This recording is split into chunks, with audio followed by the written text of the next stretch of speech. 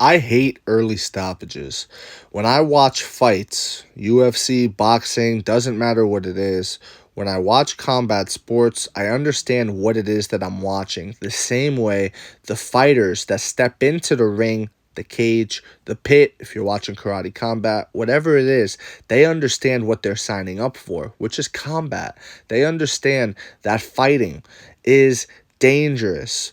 It is inherently dangerous. The idea of fighter safety is a talking point that media members use to bring up certain things, and it's just ridiculous because the truth is there is no such thing as fighter safety.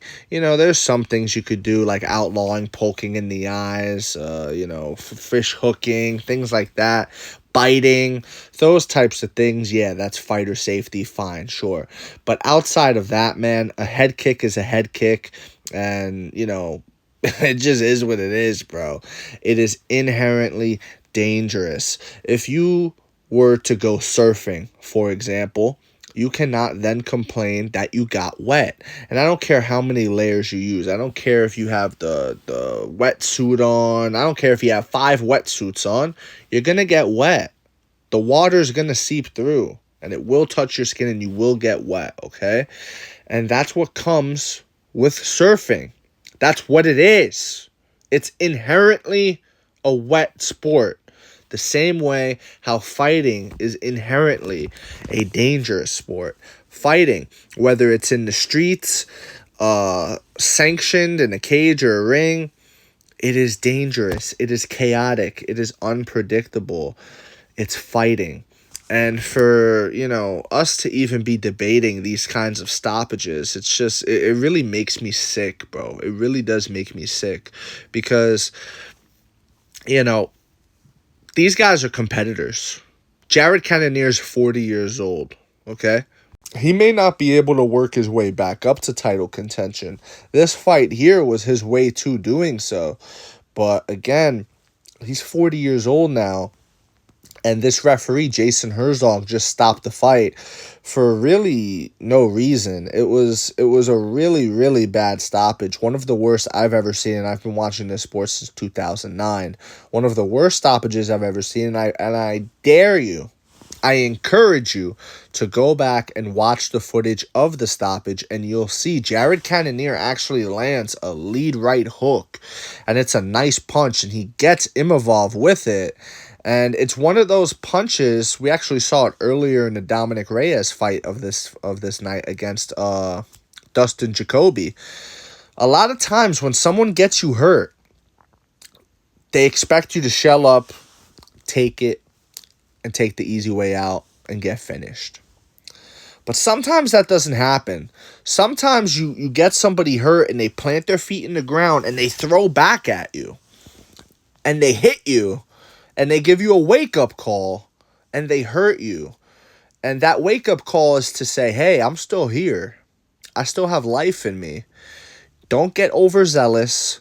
Don't get careless. And, if you do, I will knock you out, potentially. And that's what was happening. He cracked Imavov with a hard right hand. I'm not saying Imavov was almost about to be out or nothing like that, but what I am saying is that Jared Cannonier was clearly showing life. He landed a very clean punch, a hard punch, and, the fight should have played out more. For Herzog to stop it when he hasn't even fallen yet, nothing like that, you know what I mean? It's not like he's taking unanswered shot. He answered with the lead punch. He answered the shots.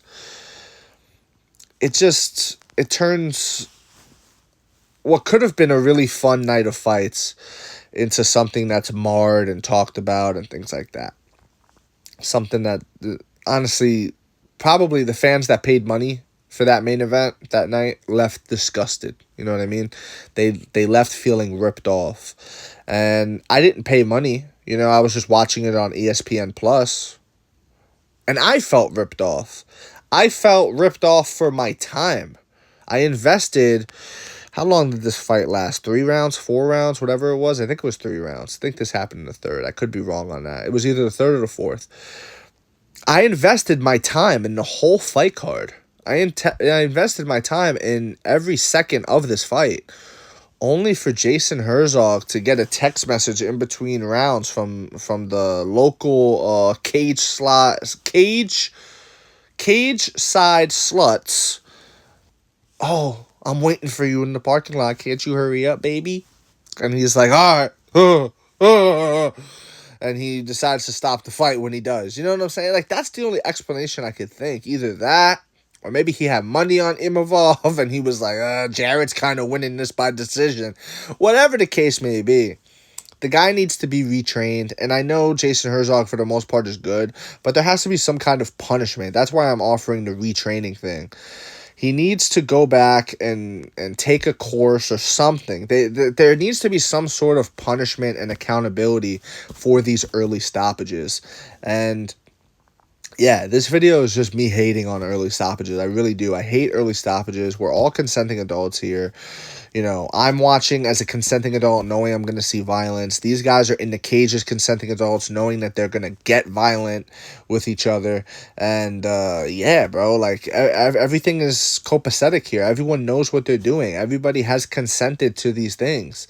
And the idea that you're just going to stop someone's career path because you think you're being, you know, fighter safety. It's just goofy, and it doesn't really hold up. Like, there's not one person out there that could debate me on this topic when it comes to fighter safety and justifying an early stoppage, especially one as egregious like this. I would always prefer, ideally, in an ideal world, I want a perfect stoppage, but we don't live in an ideal world.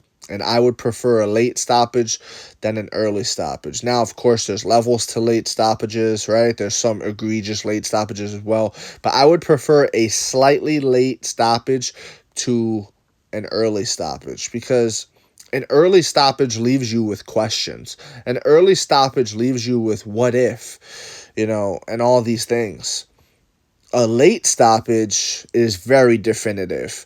We want definitive endings. Not just the fans, but the fighters do too. You think Jared Cannonier wanted to go out like that?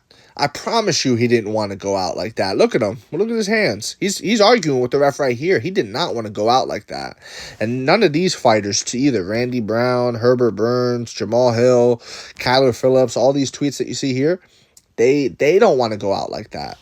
So the fighters don't want to go out like that. The fans don't want to see a fight ended like that. What are we doing here, folks? What are we doing? That's my take on this one. Let me know what y'all think in the comment section below, whether you agree, disagree. It really doesn't matter. I just want you to join the discussion, follow for more, and leave a like if you enjoy the time spent. Thank you, and you are all appreciated.